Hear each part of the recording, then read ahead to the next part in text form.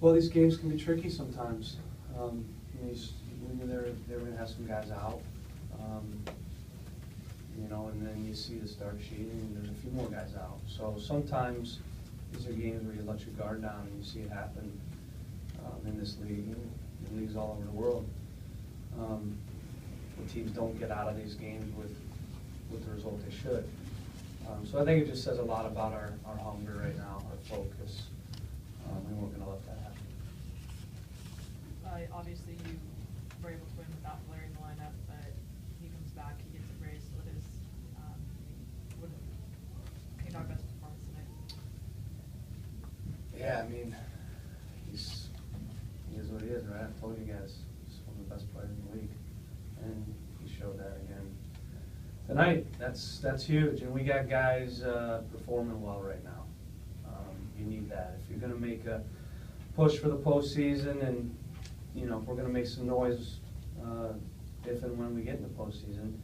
You need your big players to step up. You see that on the teams that are doing well.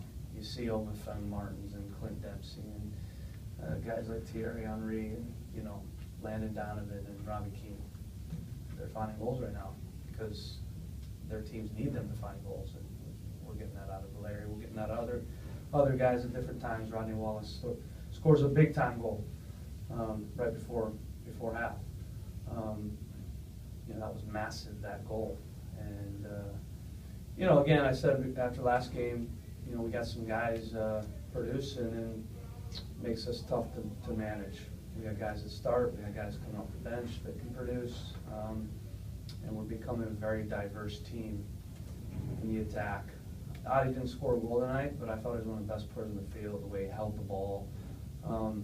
There have been some games where we had good possession, but not enough purpose, not enough penetration. And what I like about our team right now is we're controlling the tempo for periods, but we're also able to, if we need to go big and play off second balls, we can.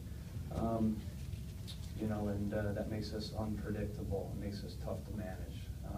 Same thing defensively. We're a team that wants to press, but I think we're making a lot of sense of the game and what's on. And there are times when it's not on to press, and playing with a lower block at times and absorbing and soaking up pressure and playing on the counter sometimes is what's on. And I think we're making a lot of sense out of those things in a game: when to press, when to hold, when to possess, when to go a little bit more direct. There have been some games where we've not got that right, and we're getting those things right. We talked about that this week. The other thing is our ability to manage games has been much improved. Obviously, Toronto, we took a hard look at ourselves, and we had a long meeting, and we talked about that. If we want to be a team that consistently is up there at the top, a team that's always in the playoffs, we have to do better at that. We can't unravel. We're up 2-0. I thought we were very mature first half. I thought we were very mature second half. How we shut the game down. Is Valeri almost underrated? I mean, you talk about him being one of the best players in MLS. Do you feel like he gets as much credit as he probably deserves? No, I don't think he's underrated. I think everybody knows how good he is. He was in the All-Star game, one of the best players last year, and you look at his goal production. I think he's the first Timbers player to get 10 goals. Is that right or no? 11 now.